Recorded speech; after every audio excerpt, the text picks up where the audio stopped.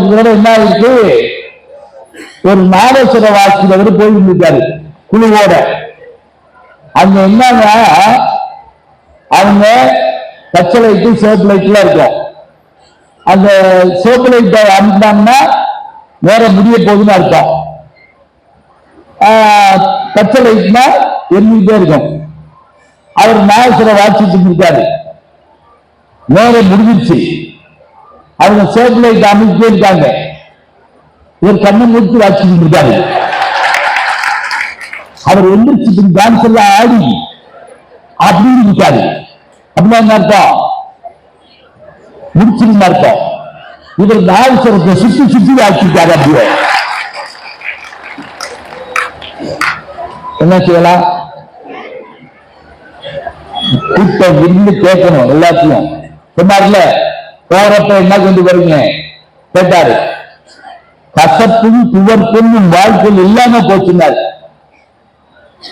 அந்த சுவை அறுசுவை உண்டி அமர்ந்து இல்லால் ஊட்ட நாளடியார். நான் சொல்றப்பல போய் நோட்டு வச்சு குடிச்சுட்டாலும் நல்லதா? என்ன பாட்டு, என்ன புத்தகம், நாளடி என்னன்னு எந்திரிச்சு கொள்ள போறோமா? போயிட்டு வாங்கம்மா, இன்னும் நான் ஒன்னும் சொல்ல மாட்டேம்மா. சரி இருக்கட்டும், பரவாயில்ல, வந்துருவாங்க. வீட்டுக்காரர் கூப்பிட்டு விட்டுருங்க. இந்த அதுக்கு பேர இன்னொரு ஆள் கொண்டு வந்துட்டாங்க. ஒரு ஆளு 2 ஆளு கூட்டம் கூட்டிதான் போடுறோம். இப்ப அவர் சொன்னார்ல, இனிப்பு, கசப்பு, துவர்ப்பு, உப்பு, உரைப்பு, புளிப்பு. இதுல துவர்ப்பு எங்க நமக்கு இருந்துச்சுங்களா? வெத்தலை பாக்கு போட்டுட்டு இருந்தாங்க. அதுல ஒரு இலை வெத்தலை, அது மேல பாக்கு, அப்புறம் சுண்ணாம்பு, கால்சியம், துவர்ப்பு, பச்சையம், இதெல்லாம் சேர்த்து சாப்பிட்டோம். வெத்தலைய மாத்தி வடநாட்டுக்காரன் வெத்தலை கொண்டு வந்துட்டாங்க. எது பீடான்னு கொண்டு வந்தான். வெத்தலை இல்ல, அது வெத்தலை தான், அது ஒத்தலை. ஆனா நம்ம 10 இலை போடுவோம். அந்த 10 வெத்தலை நமக்கு ஜீரணம், துவர்ப்பு பாக்கு, சுண்ணாம்பு, கால்சியம். அப்படி போட்டு வாயு என்ன வெத்தலை பாக்கு பிரமாணமா இருக்கு. நல்ல சாப்பாடா கேட்பாங்க, அவன் சந்தோஷமா இருக்கும். ஜீரணத்துக்கு துவர்ப்பு இல்லாம போச்சுன்னா. கசப்பு, அதுக்கு அவர் சொன்ன மாதிரி பாகக்காயில நம்ம வாட்டுக்க பால் ஊற்றி சாப்பிடக்கூடாது. கசத்தான் சாப்பிடணும். சில பேர் மாத்திரை சாப்பிடப்பயே இந்த ஜீனி அள்ளி வச்சுட்டு அதுல சாப்பிடுவாங்க. அதுல எனக்கு ரொம்ப ஆச்சரியம் என்னங்கிறீங்களா? ஒரு சக்கரை வியாதி சொன்னார்ல, அதுல சில சக்கரை வியாதி நோயாளிகள் சாப்பிடுற அளவை நான் பார்த்துருக்கேன். 1/4 கிலோ அல்வா சாப்பிடுவாரு. 1/4 கிலோ அல்வா.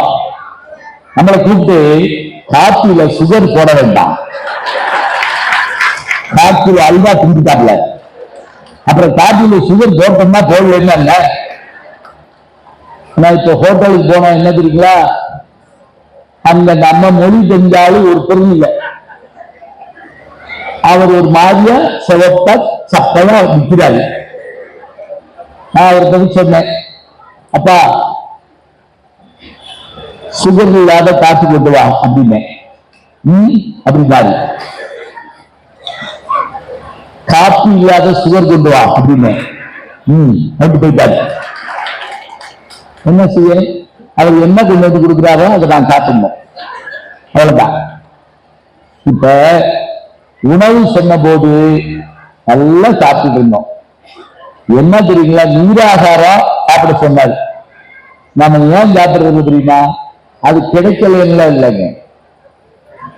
டிவியில அத யாராவது ஒரு புகழ்பெற்ற நடிகை சாப்பிட்டா நம்ம குடிச்சிருவோம். உதாரணமா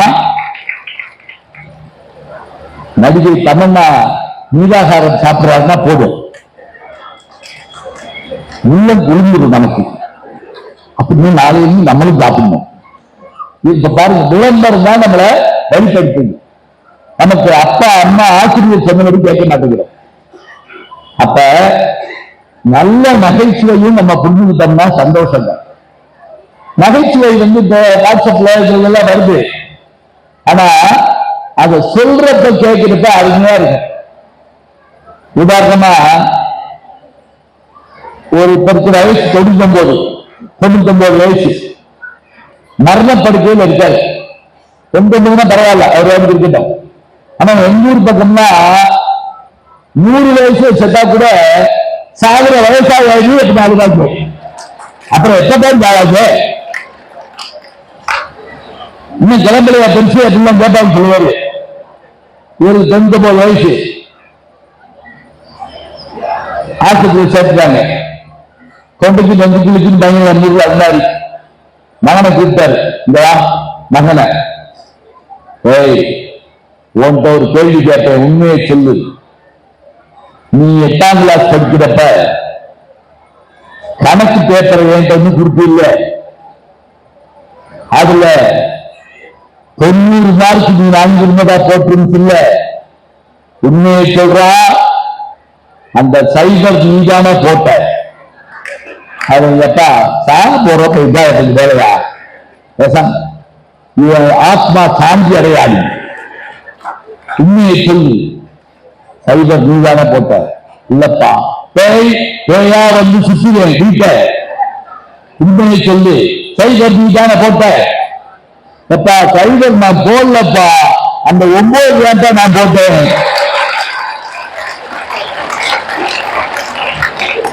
அவர் நினைச்சுட்டாரு 9வது அங்குட்டான், சைபருத்தான் சேர்த்திருப்பான்னு நினைச்சிருக்காரு. அந்த பாடு என்ன நினைச்சா, சைபர் தான் அன்னைக்கே வாங்கிட்டான், இங்கிட்டு 9 போட்டு விட்டுருக்கான். இது நடக்கத்தான் செய்து.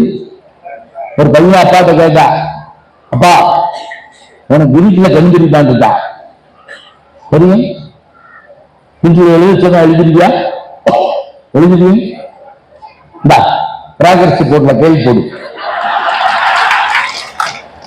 என்ன வெளிச்சத்துல போட்டு அதை ஊட்டி விடுவா. இப்ப பல பேர் அதெல்லாம் அப்பாடு போய் கேட்கறது, நானும் போட்டுக்கிட்டு எழுதிட்டாரு. சரி, அப்ப நல்ல நகைச்சுவைகள் நமக்கு கிடைச்சுன்னா அதை ஆரோக்கியமா ரசிக்கிறதுக்கு நம்ம பழகணும். அது மட்டும் இல்ல, தமிழ்ல அருமையான நகைச்சுவைகள் காலகாலமா இருக்குங்க. நம்ம படிக்கிறதும் இல்லை, உள்வாங்கிறதும் இல்லை, எல்லாமே ஸ்நாக்ஸ் மாதிரி ஆக்கிட்டோம். மீல்ஸ் படிச்சா போதும், முறையை தின்று பசியாற முடியாது. வச்சுக்கோங்க, முறையை தின்று பால் ஆத்தாக்குன்னு ஆக்கி முறை வந்துருக்கு, முறையை தூங்குனா போயிடும், அது நம் பசியை போக்காது.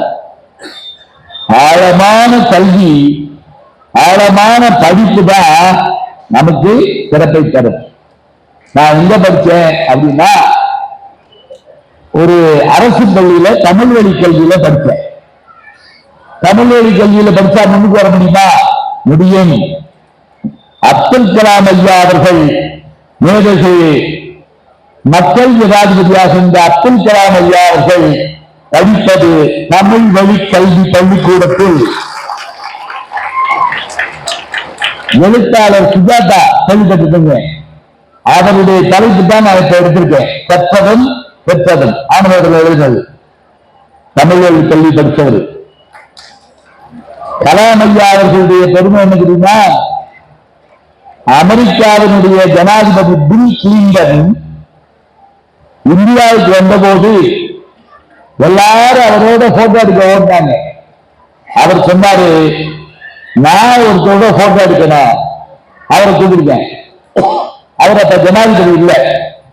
யாருன்னு கேட்டாங்க, அப்துல் கலாம் அவர்கள். ஏன்னு கேட்டாங்க, உலகத்துக்கு அண்ணன் எங்களை சொல்றாங்க, எங்களுக்கே தெரியாமல் பொக்கரான் என்கின்ற இடத்தில் அணுகுண்டு சோதனையை நடத்தி இந்தியாவின் பெருமையை உலகுக்கு அறிவித்தாரே, அந்த அப்துல் நாம் புகைப்படம் எடுக்க வேண்டும். அவர் தமிழோடு கல்வி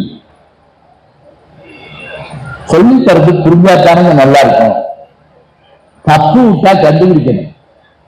எங்க அப்பா தமிழாசிரியர், அது மட்டும் இல்ல எனக்கும் வாத்தியார். அப்பாவே வாத்தியாரா இருக்கிறது என்ன லாபம் தெரியுமா? வீட்லையும் படிக்கலாம், பள்ளிக்கூடத்திலையும் படிக்கலாம். சரியா? வீட்லையும் அடி வாங்கலாம், பள்ளிக்கூடத்திலையும் அடி வாங்கலாம். இந்த தலைமுறைக்கு தெரியாது. அந்த போன தலைமுறையில பிள்ளைய பள்ளிக்கூடத்தில் சேர்க்கிறப்ப கண்ணை மட்டும் விட்டுருங்க, போல உடிச்சிருங்க.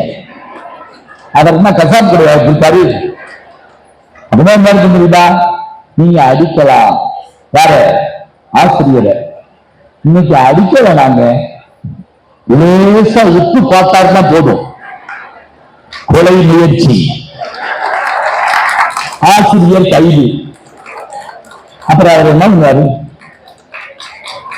எங்க அப்பாவுக்கு எப்படி அடி வாங்கிட்டு தெரியுமா? தெரிஞ்சுக்குங்க, இந்த தலைமுறை 8ஆம் கிளாஸ் படிச்சுட்டு இருக்கேன், திருக்குறள் நடத்துறாருங்க அப்பா. எப்படி நடத்துவாருன்னா, பையன் எந்திரிச்சு வாசிக்கணும், பொண்ணு எந்திரிச்சு வாசிக்கணும். நான் அதைத்தான் செய்வேன். ஏன் வகுப்புல நீ வாசி, நீ வாசி, வாசிக்க சொல்லி அவங்க கையில புத்தகம் இருக்கா, அதுக்கு நான் விளக்கம் சொல்லுவேன். ஏன் வாசிக்க சொல்ல தெரியுமா? 2 விஷயத்தை கண்டுபிடிக்கலாங்க. பையன் புத்தகத்தை எங்க வச்சு படிக்கிறான்னு வச்சு அவங்க பார்வைக்கிறன்னு அறியலாம். சில பேர் இப்படி வச்சு படிப்பாங்க, சில பேர் இப்படி வச்சு படிப்பான். ஒரு பையன் இப்படி வச்சு படிச்சுட்டே இருக்கான். அவனை நான் வெளியே கூப்பிட்டு வந்து கேட்கிறேன், ஏன்ப்பா அப்படி படிக்கிறேன்னு. எனக்கு பார்வை குறைபாடு ஐயா, கண்ணாடி செக் பண்ணியா? இல்லையா? அன்னைக்கு சாயங்காலம் அந்த பையனை கூட்டிட்டு போய் டாக்டர்கிட்ட காமிச்சு கண்ணை செக் பண்ணி கண்ணாடி வாங்கி கொடுத்து அந்த பையனை மறுநா வகுப்புல படிக்க சொன்ன போது அவன் கம்பீரமா வாய்ச்சால, அதுதாங்க கல்வி, வேற என்ன? அப்படி படிக்க அது மட்டும் இல்ல, அவனுக்கு ஒரு கான்பிடன்ட் வந்துருச்சு. இன்னைக்கு அவன் அரசு துறையில பெரிய அதிகாரி, வேண்ட படித்த பையன். சரி, இன்னொன்னு குரல் வச்சு கண்டுபிடிச்சிருக்காங்க.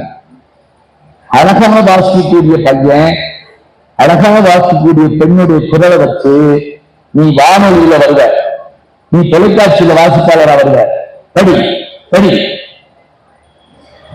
அது மாதிரி என் வகுப்புல வாசிச்ச பல பேரு இன்னைக்கு செய்தி வாசிப்பாளராக தொலைக்காட்சிகளில் வானொலிகளில் இருக்கிறார்கள். வாசிக்க தெரியணும். நான் எங்க அப்பா என்ன வாசிக்க சொல்றாரு, நல்ல கவனிங்க. ஊழையின் இப்பக்கம் ஜாம்பர் உடையின்றி தாளாது நினைச்சுபவர். கடக்கு நின்று சொல்லக்கூடாது. திருக்குறள். ஊழ்னா என்ன? விதி. அந்த விதியையும் சிலர் ஜெயித்தார்கள். இடையராது உழைப்பவர்கள் விதியையும் ஜெயித்தார்கள். பொருள் தெரிஞ்சுக்கங்க. ஊழையில் உப்பக்கம் ஜாம்பர் உழையின்றி தாளாது நிறுத்துபவர். 8ஆம் கிளாஸ் கோஎஜுகேஷன் என்ன ராசி சொல்றாரு. நான் எந்திரிச்சு அப்பவே நான் பெரிய பேச்சாடி படித்தா இல்லையா? ஒண்ணும் கிடையாது. ஊழலின் வாசிக்கிறதுக்கு பதிலா ஊழலின் வாசிக்கிறேன், நெடிலுக்கு பதிலா ஊழையில். இப்போ ஊர்னா நெடில், உங்கள் அப்படின்னா குறி. சரியா? குறி நெடில்னாலும் கஷ்டம், ரகர ரகரம் கஷ்டம், நகர நகரம் கஷ்டம். இது எதை சொன்னாலும் பயப்படுறான் பையன். ஏப்பா மரம் இடையின ரகரமா வல்லின ரகரமான்னு கேட்டோம்னா அவத்த போகாத, ஏதாவது ரகரம் கேள்வி கேட்டாரு. அப்புறம் புரிஞ்ச மாதிரி சின்ன ராணாவா பெரிய ராணாவா? மரம் சின்ன ராணா, மரம் பெரிய ராணா, இப்படி கலக்கி விட்டுருவோம். ஒரு வாத்தியார்ட்ட ஒரு பயம் கேட்டா அவருக்கு எல்லாம் சொல்லி கொடுத்தாரு.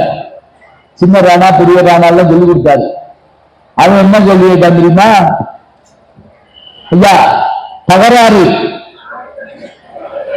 சின்ன ராணாவா பெரிய ராணாவா?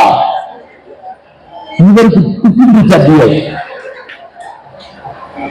இங்க சின்ன தகராறா இருந்தா இந்த கேமரா அப்படி திருப்பிடுங்க. அந்த கை வச்சு திருப்பிடப்ப என்னையே காட்டாச்சு. உங்க அப்பாட்ட அடி ஆடணும்னு அப்பாட்ட ஆடி ஆடிப்பாரு.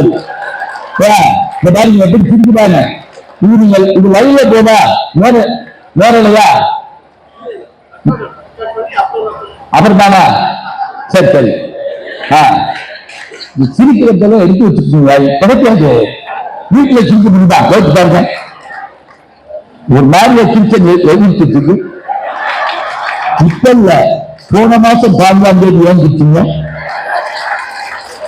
அவனுக்கு 4ஆம் தேதி ஏங்கிச்சுன்னா அவனுக்கு எப்படி ஞாபகம் கொடுப்போம். அதனால சிரிக்கிறது அது குடும்பத்தோட உட்காந்து சிரிக்கிறோம். வீட்டுக்குள்ள தொலைக்காட்சி நீங்க குடும்பத்தோட உட்காந்து சிரிச்சிருக்கீங்களா? அதுல சில டான்ஸ் எல்லாம் பார்த்தா வீட்டுக்குள்ள குதிச்சுவாங்க போட்டு கட்டிய. அது குடும்பத்தோட உட்காந்து படம் பார்க்க முடியுதா? ஒரு அசிங்கமான சீன் வந்திருக்கு. அப்பா பார்த்தாரு, முன்னாடி கண்ணா அப்படின்னாரு. அவன் முடியாம ரப்பை பண்ண முடிச்சு. ஏன்னா அவனுக்கு அவ்வளவா இருக்குல்ல, அப்பா கெட்டு போயிடக்கூடாதுன்னு. சரி, இவளையும் வாசிட்டேன். சாதாரண திரும்பினா இருக்கு எங்க அப்பா வந்து ஒரு அரை என்ன நகைன்னு பார்க்கல, ஒன்றும் பார்க்கல, ஒரு அரை. எனக்கு அந்த அரை கூட வலிக்கல. முதல்ல சொல்லியிருக்கேன், கோஜிக்கச்சு ஜாஸ்தி வச்சலான்னு ஒரு பொண்ணு சிரிப்பு இன்னும் வலிக்குது.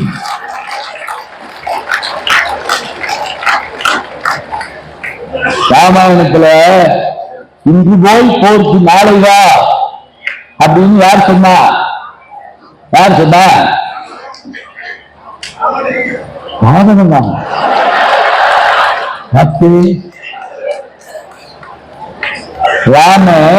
ராவணனை சொன்னார், ஓரளவுக்கு ஒட்டி வந்துட்டார். திரியவனின்னு சொல்லாம போனார்ல, அப்படி பாருங்க. ஒரு வாத்தியார் திருக்குறளை எழுதியவர் யாருன்னு கேட்டுக்காரு. அந்த பையன் கம்பர் அப்படின்னு இருக்கான்.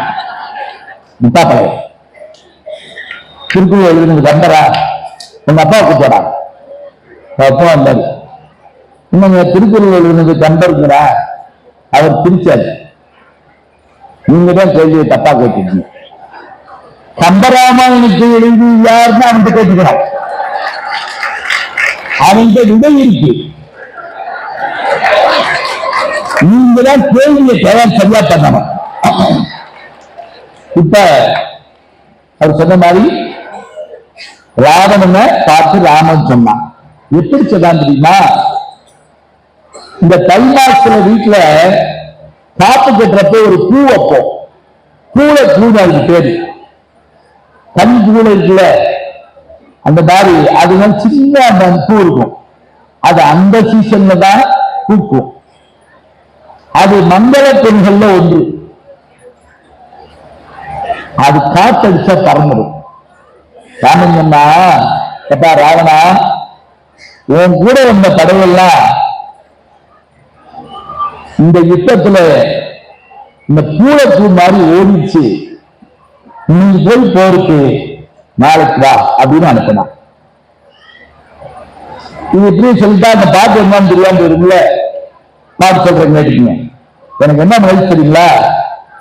இப்ப நான் அறையில் இருந்த போது நம்முடைய நிர்வாக குழுவை சேர்ந்த பெருமக்கள் பலர் என்னை பார்த்தாங்க. போன ஆண்டு தானே மனதில் நினைவில் நிற்கக்கூடிய வகையில் ஞாபக சக்திக்காக ஒரு பாட்டு சொன்னேன். அந்த பாட்டை நான் எழுதி வச்சுட்டு இன்னைக்கும் சொல்றீங்களா அப்படின்னு அவங்க பெருமை ஆட்சியர் நினைக்கிறேன் சொன்னாங்க. எனக்கு ரொம்ப மகிழ்ச்சியா இருந்தது.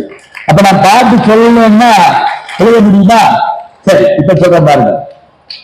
ஆளையா உனக்கு அமைந்தன யாவும். ஆளையா அவ பார்த்து அப்படின்னு ஆளையா உனக்கு அமைந்தன யாவும் காற்றில் மார்க்கம் அமைந்த பூளையாயின இன்று போய் போர்க்கு நாளைவா என்று இயம்பினன் நாசிலன் கண்கின் வாழை தாவலில் கோசலை நாடுடைய வள்ளல். இதான் பாட்டு. சரியா? அது மாதிரி இவர் சொன்ன ராவண போறப்ப என்ன நினைச்சு போனான் தெரியுமா? போட்டு போறவன் அப்படின்னு. யார் யார் சிரிப்பா? இவன் யாரெல்லாம் தோக்கடிச்சாங்களோ அவங்க எல்லாம் சிரிப்பாங்க. வான் நகம் மண்ணும் எல்லாம் நகம் எல்லாரும் சிரிப்பாங்கன்னு அவன் கவலைப்படலையா? நான் ஒரு பொம்பளை சீட்டை வச்சுட்டோம்ல சீதைய, அதை கேள்விப்பட்டா சிரிப்பாளே நினைச்சு சாணகி மகிழை என்று நாணத்தால் சாம்புகின்றான். இந்த சாம்புகின்றான்ங்கிற வார்த்தையெல்லாம் யாருக்கு கிடைக்கும்? என்ன முகம் சோம்பி கிடக்குது, என்ன முகம் சோம்பிச்சு அப்படி பண்ணியா? நாணத்தால் சாம்புகின்றான். எனக்கு என்ன கவலை? எங்க அப்பா அடிச்சாரு அடியாங்கங்கிற மாதிரி இந்த பொம்பளை பிள்ளை சிரிக்கிற மாதிரி ஆகி போச்சேன்னு நான் கவலைப்பட்டேன். இப்ப நினைச்சு பாருங்க, நான் 8வது படிக்கிறப்ப எனக்கு என்ன 12 வயசு இருந்திருக்கலாம், இன்னைக்கு வயசு கூட, அதெல்லாம் சொல்ல முடியாது. ஆடலை எதிர்பார்க்காதீங்க. 1955 பிறந்தேன், கணக்கு போட்டு பார்த்துக்கணும் வீட்டுல போய். சரி இருக்கட்டும். இத்தனை ஆண்டு கழிச்சும் கூட ஒரு அடி எனக்கு இத்தனை ஞாபகத்தை தந்தது என்று சொன்னால், நாம் பெறுகின்ற ஒவ்வொரு அடியும் நம் வாழ்க்கையின் படி என்று நான் நினைக்க வேண்டும். சும்மா நான் சும்மா போயிட்டு வந்து அடிதான் நான் சொன்னேன் இல்ல, நான் குறைவிடக்கூடாது என்பதாக எங்க அப்பா சொல்லுவார். அதுவும் நானும் அவரு பேசிக்கிறது, அவர் தமிழ்வாதியாரு, எல்லாரும் விருந்தாட்கள் வந்துட்டாங்க, சாப்பாடு பரிமாறுவாங்கல்ல. எங்க அப்பா திடீர்னு வினை தொகை அப்படின்னாரு. வச்சுக்க அப்படின்னா நான் வந்த விருந்தாளிக்கு புரியாது என்ன பேசிக்கிறாங்க. என்ன சொன்னேன்? ஊறுகாய். ஊறுகாய் வினை தொகைக்கு எடுத்துக்காட்டு. ஊரின காய், ஊரும் காய், ஊற போகிற காய், அதனால வினைத்தை வந்தவங்களுக்கு ஊருவா வச்சியா எங்க அப்பா கேட்டாரு. வச்சுட்டேன் நான் சொன்னேன். இப்படி எங்களுக்குள்ள மட்டும் பேசக்கூடிய மொழிக்கு பேரு குழு குறின்னு ஒரு அர்த்தம். குழு குறி ஒரு குழுவினரால் மட்டும் பயன்படுத்தப்படுகின்ற அந்த பாஷை பரிபாஷைன்னு சொல்லுவோம். என்ன அழகா இருக்கு பாருங்க மொழி. அவர் உடம்பு முடியான்னு படுத்திருக்கப்ப அப்பா சரியா இப்ப ஒண்ணும் இல்லப்பா அப்படின்னு சொல்றேன். தில்லிபாரத்தை மேற்கோள் காட்டுறாரு எனக்கு. இன்னும் ஒரு நாள் அவர் விடைபெற போறாரு ஏன் தெரிந்து. அப்ப ஆட்சியத்துல என்ன சொல்றாரு தெரியுமா? போர்க்களத்தில் தில்லிபாரத்தில் 18 நாள் போரில் 13ஆம் நாள் போரில் மரணமடைய போகிறான் அபிமன்யு, அர்ஜுனனுடைய மகன். 12ஆம் நாள் அவன் உடம்பெல்லாம் காயத்தோட வர்றானா, அவங்க பெரியப்பா தர்மர் என்ன பண்றாரா, அந்த அம்பெல்லாம் எடுத்துட்டு அப்படியே தடவி விட்டு மோதி இழைத்தன 6 சமத்தல முகமன் மொழிந்ததனை, மோதி இழைத்தன 6 சமத்தல முகமன் மொழிந்ததனை. இன்னி மாதிரி சண்டை யாரும் போட முடியாது. கண்ணனுடைய சண்டை வேற, வெள்ளிபாரத சண்டம் திருப்புகள் சண்டமா இருக்கும். இதை எங்க அப்பா என்கிட்ட சொல்றாரு. எனக்கு நீ என்ன சொல்ற தெரியுமா? இவ்வளவு நேரம் ஓடி உழைச்சிட்டீங்கப்பா, கொஞ்சம் ஓய்வு எடுங்கன்னு சொல்ற. மோடி இழைத்தனி 6 கடப்பல முகமன் மொழிந்தனே, தர்மன் அபிமன்யுக்கு சொன்ன வார்த்தை நீ சொல்றா மகனேன்னாரு. எனக்கு கண்ணு கலங்கி போச்சுங்க. அப்படியே சப்ஸ்கிரைப் பண்ணுங்க, லைக் பண்ணுங்க, ஷேர் பண்ணுங்க.